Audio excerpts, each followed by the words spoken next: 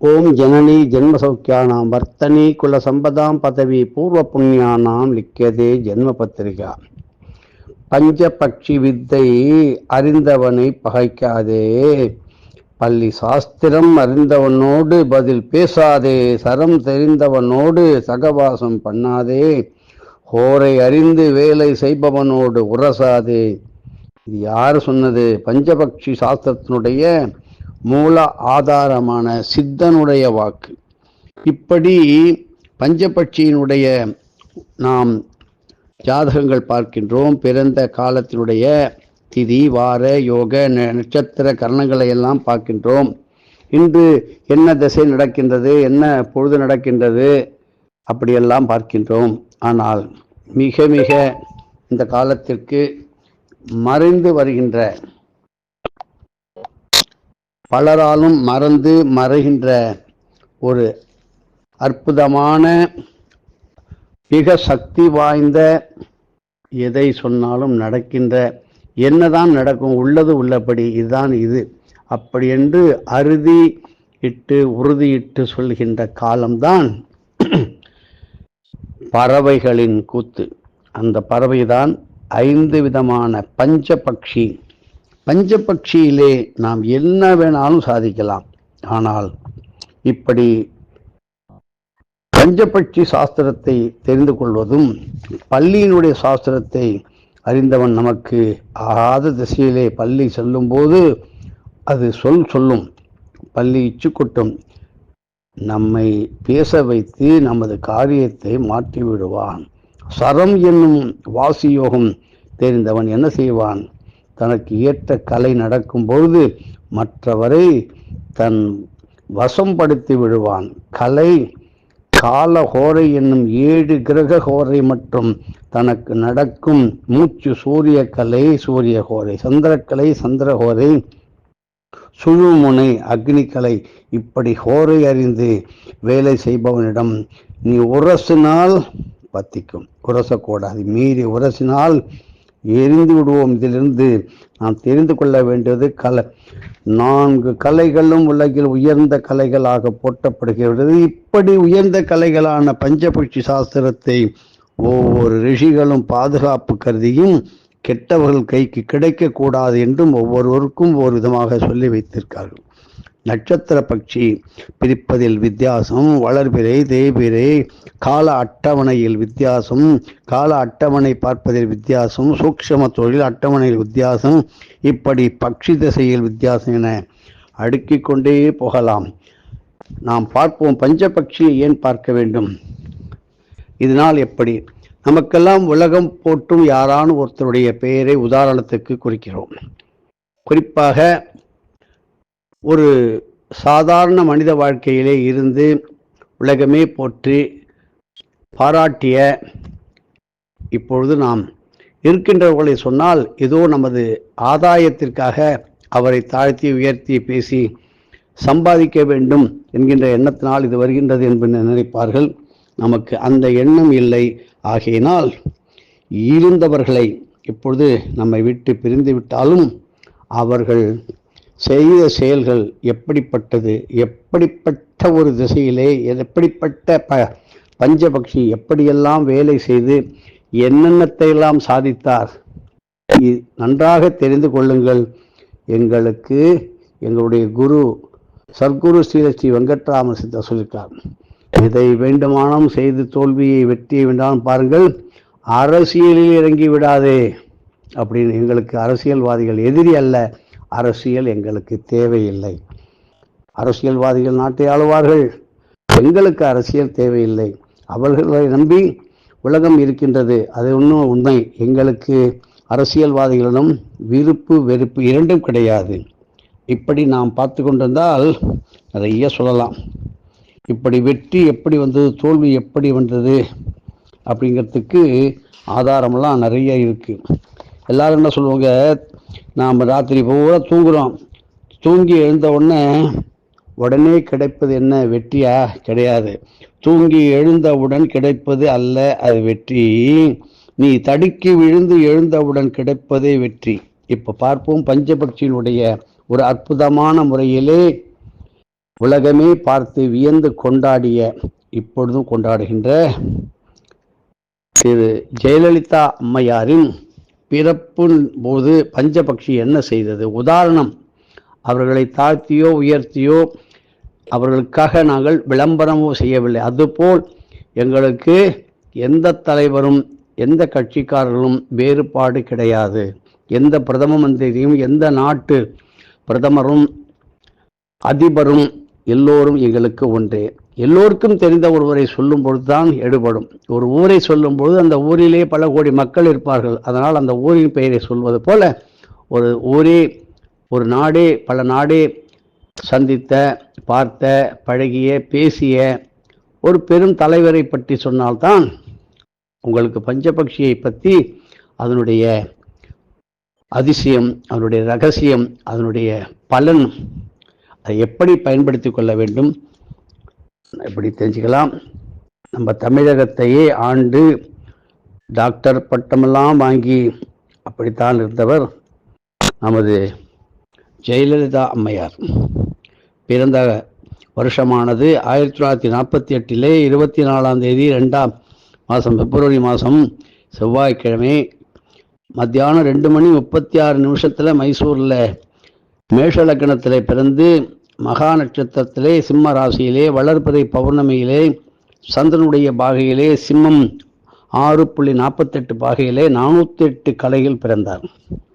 இப்படி பிறப்பு தசா இருந்தபோது அது கேது மகாதசை. இப்படி அவருடைய பஞ்சபக்ஷியினுடைய ஜாதகத்திலே ஒரு பக்ஷி என்னென்ன செய்யும் அப்படி என்றால் 5 பட்சிகள் முதலிலே எடுத்துக்கொள்ளும். 5 விதமான ஆந்தை, கோழி, வல்லூறு, மயில், இப்படி காகம் என்று 5 பட்சிகள் பறவைகள் செய்கின்ற அற்புதமான லீலைகள், ஏற்ற இறக்கங்கள், எந்த காரியத்திலும் ஜெயம் கொள்வதற்கு பிறக்கும் பொழுதும் அப்படி நேரங்கள் அமைந்துவிட்டால் அவர்களுக்கு யோகமே யோகம் தன்னால் வரும். அப்படி நமது ஜெயலலிதாவை பற்றி பார்க்கும் பொழுது அவர் மிதுனம் லக்னத்தில் பிறந்தவராக எங்களுக்கு அப்பொழுது கிடைக்கப்பட்டது. ஏன் அப்பொழுது சொல்லவில்லை? அது எங்களுக்கு சௌரியப்படவில்லை. ஏதோ ஒரு ஆதாயத்திற்காக உயர்த்தி பேசி அப்படி வேண்டிய அவசியம் கிடையாது. ஆனால் இன்று சாதாரண நிலையில் உள்ளவர்களும் மேலே வரலாம். எவ்வளவு துணிச்சல் இருக்க வேண்டும், எவ்வளவு தடங்கல்கள், எவ்வளவு காரிய எதிரிகள் எப்படி சமாளிக்க வேண்டும் என்பதற்கு உதாரண ஒரு பெண்மணியாகத்தான் இவர்களை பார்க்க வேண்டும். அந்த காலத்திலே ஜாதக அலங்காரத்திலே மிதுன லக்னத்திலே சனீஸ்வர பகவான் கடகராசியிலே, செவ்வாயுடைய சந்திரன் சிம்மராசியிலே, சந்திர மங்கள யோகத்துடன் 5லே பூர்வ புண்ணிய ஸ்தானத்திலே, அப்பரிமிதமான ஞானஸ்தானத்திலே கேதுவும், மிதுன லக்னத்திற்கு ஏற்ற ஒரே ஒரு சுபகிரகமான சுக்கிரன் மீனத்தில் உச்சமும் மேஷத்தில் ராகுவும், லக்னத்திற்கு நேராக 7லே குரு பாதகாதிபதியாகவும் 11ல் ராகுவும் இப்படி இருந்ததனால் படிப்பானது, இந்த பள்ளிக்கூட படிப்பெல்லாம் அவருக்கு சரி வராது. அது மட்டும்தான் இங்கே அவருடைய பிறந்த நட்சத்திரமுடைய மக நட்சத்திரத்துடைய பட்சியானது ஆந்தையாக இருந்தது. அப்பொழுது பிறந்த நாள் வளர்பிறை செவ்வாய்க்கிழமை நாள் அன்னைக்கு ஒவ்வொரு லக்னத்துக்கு பட்சி இருக்கு பாருங்க. நிறைய நட்சத்திர பட்சியை மட்டும் பார்ப்போம். பிறந்த நட்சத்திரம் மகம், அதுக்குள்ள பட்சி ஆந்தை. பிறந்த நாள் வளர்பிறை செவ்வாய்க்கிழமை, அந்த நாளுக்குள்ள பட்சி வல்லூறு. பிறந்த திதி பௌர்ணமி, திதி பட்சி மயில். பெயர் நாம எழுத்து ஜே.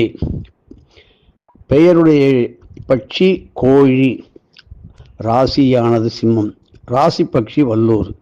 லக்னம் மிதுனம். லக்ன பட்சி ஆந்தை. பிறந்த நேரம் வளர்பிறை செவ்வாய் பகல் 2:36. சூக்ஷ்ம பட்சி காகம். இப்படி அவதாரம் செய்யும் பொழுது இந்த ஜாதகரின் யோக அளவை நாம் கணிக்கும் பொழுது அவர்கள் பிறக்கும் போது அவர்களின் நட்சத்திர பட்சி, திதி பட்சி, ராசி பட்சி, லக்ன பட்சி, சூக்ஷ்ம பட்சி மற்றும் நாம நட்சத்திர பட்சி, அவைகள் செய்த தொழிலின் வலிமையை சொல்ல வேண்டும் தானே.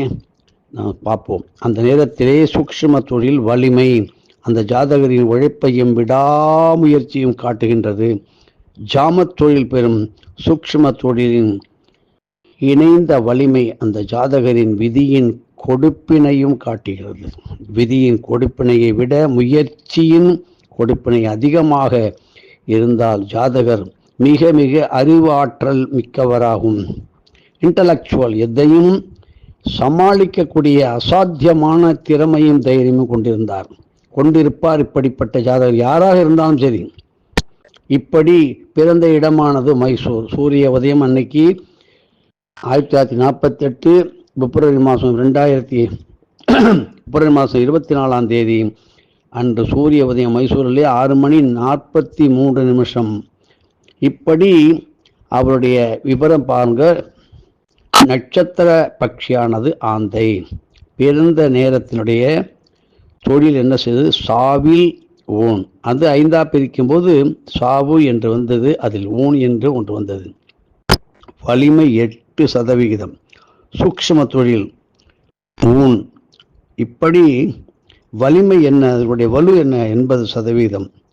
பெயர் நாமபக்ஷி கோழி, அது நடையிலே அரசு. வலிமை 40%. சூக்ஷ்ம தொழில அரசு 100%. நாள் பட்சி வல்லூர். அந்த என்ன செய்து பிறந்த நேரத்திலே துயில் ஊன். அப்படி 5 பிரிந்து கொண்டே போகும். இதுதான் சூக்ஷ்ம சக்தி.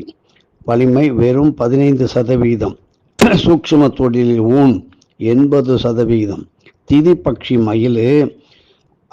அந்த அரசு என்கின்ற நேரத்தில் அரசில் அரசு 100%. அரசு சூக்ஷ்ம தொழிலும் அரசு. இப்படி ராசி பட்சி வல்லூர் தொழிலிலே ஊன் 15%. அப்புறம் சூக்ஷ்ம தொழிலே ஊன் 80%. லக்ன பட்சி ஆந்தை சாவிலே ஊன், அது வலிமை வெறும் 8%. சூக்ஷ்ம தொழிலே ஊன். இப்படி சூக்ஷ்ம பட்சியானது காகமாக இருந்து அந்த காகத்திலே இடையில் உள்ள நடந்த ஊனிலே நடை 30%. நடை, அதாவது சூக்ஷ்ம தொழிலே நடையிலே 40%. ஆக மொத்த வலிமை 216. பார்த்தீங்கன்னா வலிமையில 216. வலிமையிலே அதாவது பார்த்தோம்னா மொத்தம்னா பார்த்தோம்னா 560. 560 7 560 30.85% வலிமை இருந்தது. அந்த மொத்த வலிமையிலே 80% ஜாம சூக்ஷ்ம தொழிலோட வலிமை 30-85 விட சூக்ஷ்ம தொழில் வலிமை 80 அதிகமாக இருந்தது. ஆகவே இப்படிப்பட்ட ஜாதகத்திலே சூக்ஷ்ம தொழில் வலிமை 80% இருந்ததால் ஜாதகர் விடாமுயற்சியும் தான் இயங்கி மற்றவரையும் இயக்கும் சிறந்த தலைவர் பதவியை தொடர்ந்து இருந்து பல ஸ்திரமான திடமான சாதனை செய்தார் என்பதற்கு இந்த பட்சியினுடைய காரணம். இப்படி மேற்கண்ட ஜாதக அவருக்கு பட்சி செல்லு திசை, பிறந்த காலத்தில் ஜனன திசை செல்றது இல்லையா, அந்த மாதிரி பட்சி திசை, அந்த நட்சத்திரம் செல்லும் கலையிலே நட்சத்திர மொத்த கலைகள் 100 ஆண்டுகள். இங்க மக நட்சத்திரம் செல்லு, அதாவது சென்றது 6 பாகை 48 கலை போக 6 × 60 48 360 × 48 408. ஒரு நட்சத்திரத்தின் அந்த அளவானது 13 டிகிரி பாகை 20 கலை. இப்படி 60க்கு 13, அதாவது 13 × 60 போடுங்கோ, 20 கூட்டிக்கொண்டு 780, 20 கூட்டினால் 800. ஆக 408 800க்கு 408 100 வருடத்திலே 51 வருடங்கள்.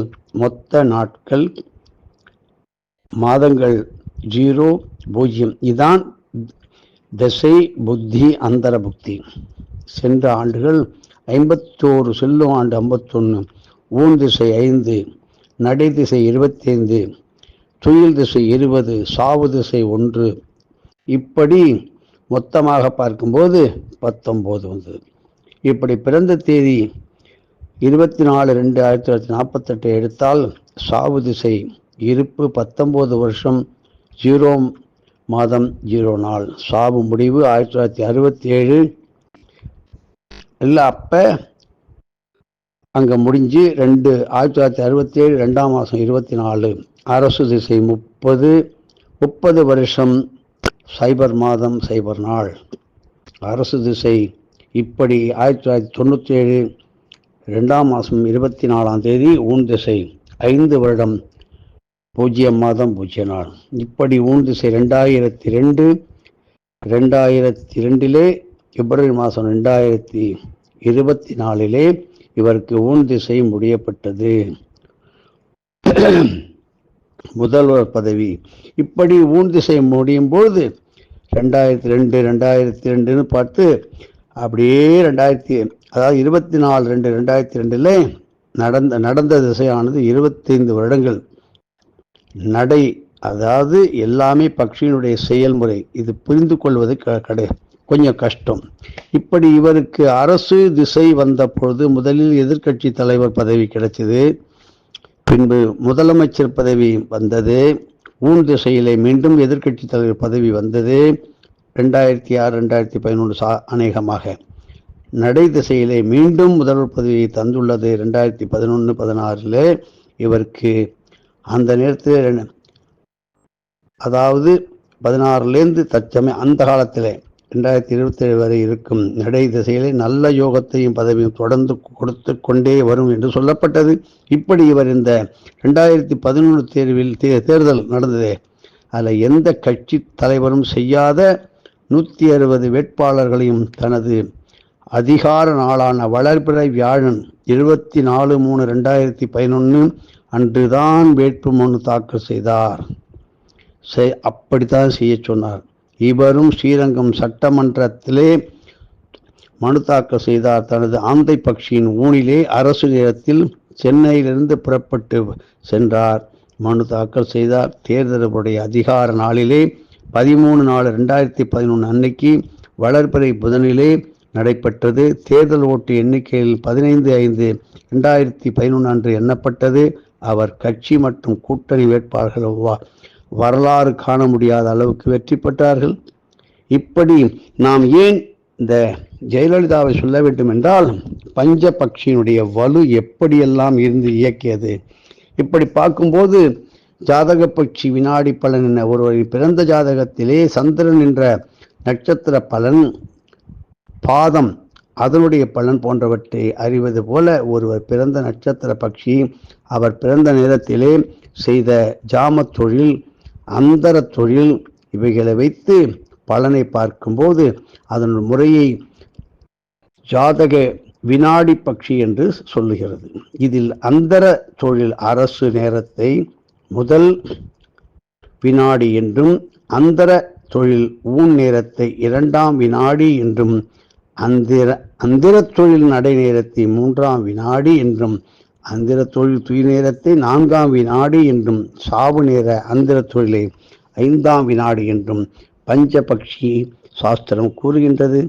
இப்படி ஊனில் அரசு நேரத்தில் பிறந்தவருடைய பலன், ஊன் பட்சியிலே முதல் வினாடியில் பிறந்தவர்களுக்கு ஆயுள் 65 ஆகும். ஆயுள் முழுவதும் புகழுடன் சுகமுடன் வாழ்வான்.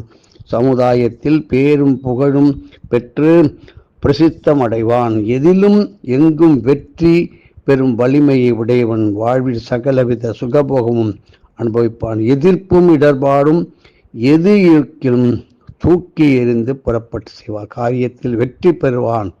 கபடமும் வஞ்சகமும் இல்லாமல் புகழுடன் வாழ்வான்.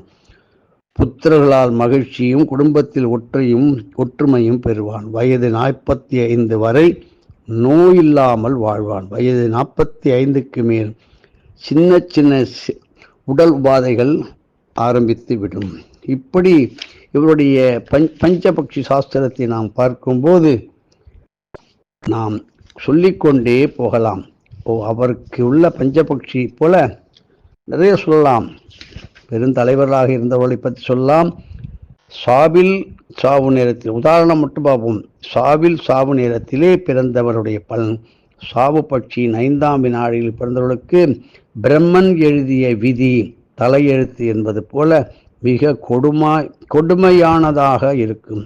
அது என்னன்னு கேட்டால், அவன் தாய் வருந்த, தந்தை மனம் நோக, உடன் பிறந்தோர் பொறுமையழ, தலையானது சாய்ந்து 6 மாதத்துக்குள் மரணம் ஏற்படும் என்று பஞ்சபக்ஷி சாஸ்திரம் உரைக்கின்றது.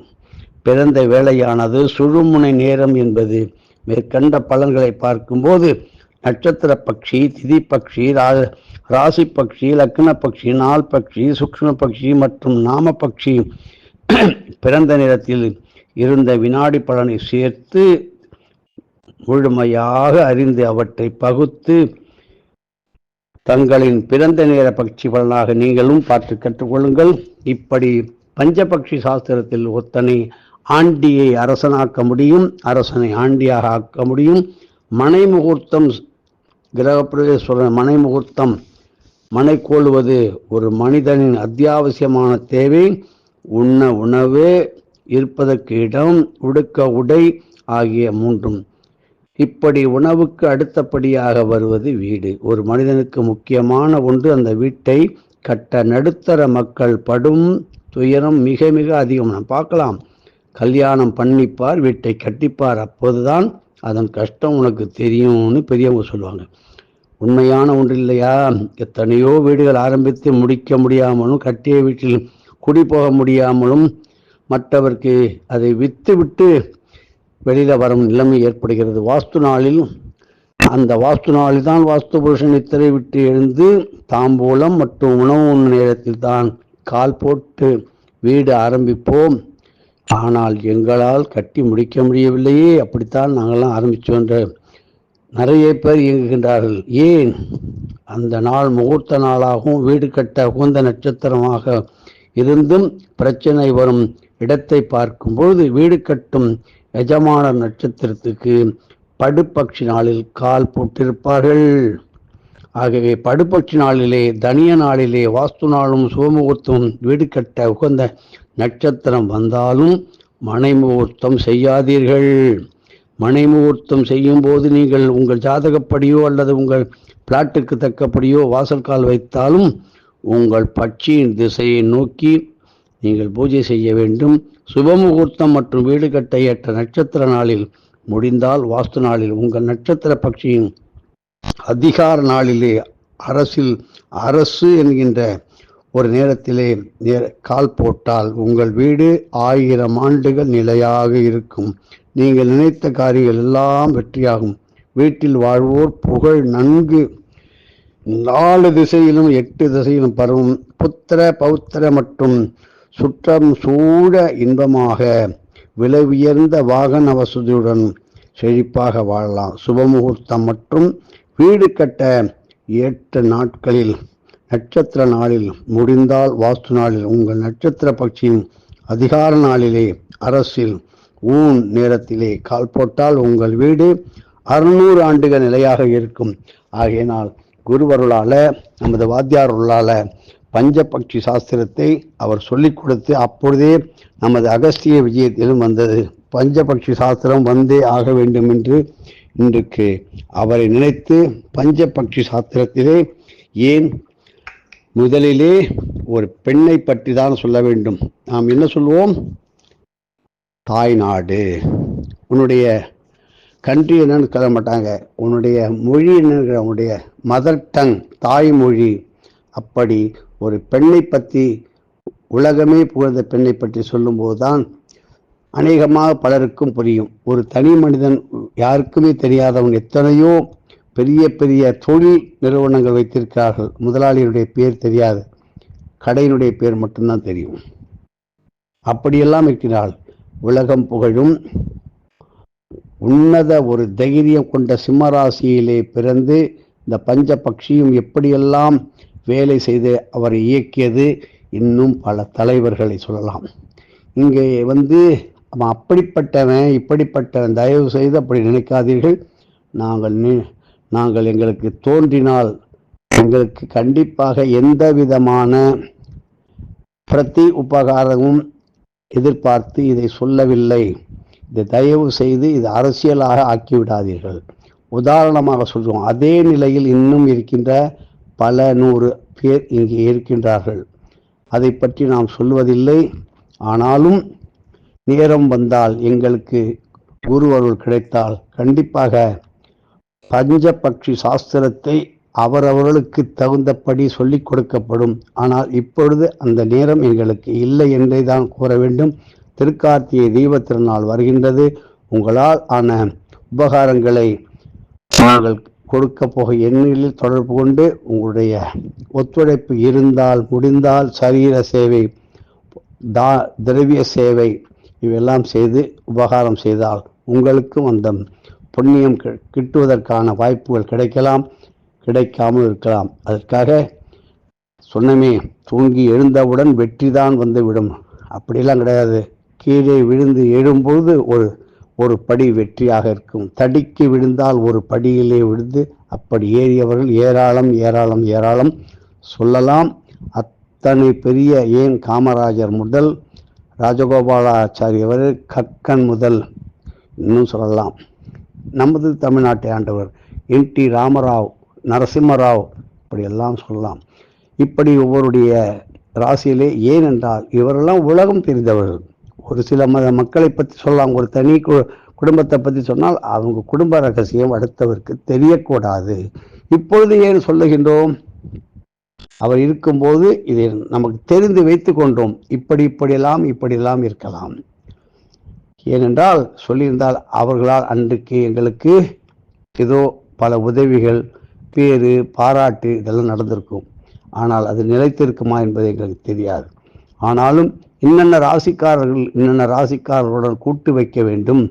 கூட்டு வைத்தால், சிநேகம் வைத்தால் நல்லது நடக்கவில்லை என்றாலும் கெடுதல் நடக்காமல் இருக்கும். தவறான முறையிலே கூட்டு வைத்தால், அதாவது கூடாத நட்பு கேடாக முடியும் என்பதும் இருக்கின்றது. நிறைய சாஸ்திரங்களிலே சாஸ்திரம் பொய்யாகாது. எனக்கு சூரியனை பிடிக்கவில்லை என்றால் இப்பொழுது இருட்டு வந்துடுமா? இன்னைக்கு கிளம்புற 11 மணி ஆயின்றிருக்கு. சந்திரனை நான் பார்க்க மாட்டேன்னு சொன்னால் அதுக்காக பகல் வந்துடுமா? அதனால் கால நேரம் வரும்போது, சங்கடங்கள், கஷ்டங்கள் வரும்போது தேடி ஓடுவாங்க மந்திரவாதி, அருள்வாக்கு, ஜோசியம். ஆனால் பஞ்சபக்ஷி சாஸ்திரம் தெரிஞ்சவனை அவ்வளோ சீக்கிரம் வளைச்சி போட முடியாது. எங்கள் குருவர்களால் நினைச்சா எது வேணாலும், அவர் நினைத்தால் எங்களுக்கு சொன்னால் சொல்லிக் கொடுப்போமே தவிர இதில் எங்களுக்கு எந்த விதமான சம்பந்தமோ இதில் பங்கோ நாங்கள் எடுத்துக்கொள்வதில்லை. உதாரண ஒரு பெண்மணியாக, அடுத்ததாக ஒரு பெரும் தலைவரை பற்றி, அவர் வாழ்ந்த அவருடைய பஞ்சபக்ஷியை பற்றியும் பார்ப்போம். அப்பொழுதுதான் பல 100 பல லட்சம் பேருக்கு போர் சேர்வே தவிர நாம் ஒன்றுமே வெளியே இருப்பார்கள். பல லட்சம் ஏக்கர் விவசாயம் பண்ணுவார், தொழில் பண்ணுவார். அவரை பற்றி உலகத்துக்கு தெரியாது. என்ன அவருக்கு அரசு, எந்த பட்சி, காகமோ, அல்லூரா, ஆந்தையா, இப்படின்னு நமக்கு தெரியாது. அதை பற்றி சொல்லக்கூடாது. பொறாமை போட்டி வரும், அவருக்கு எதிரிகள் அதிகரிக்கும். ஆனால் இவரே இன்று நமது இதிலே அவர் உயிருடன் இருந்தால் நாங்கள் கண்டிப்பாக சொல்ல மாட்டோம். வேடிக்கை பார்ப்போம். அங்கே வாத்தியார் சொல்வார், விதியுடன் விளையாடாதே, வேடிக்கை பார். அவ்வளோதான். எதுவும் என்னுடையதல்ல, அனைத்தினுடையதே அருளாளா அருணாச்சலம்.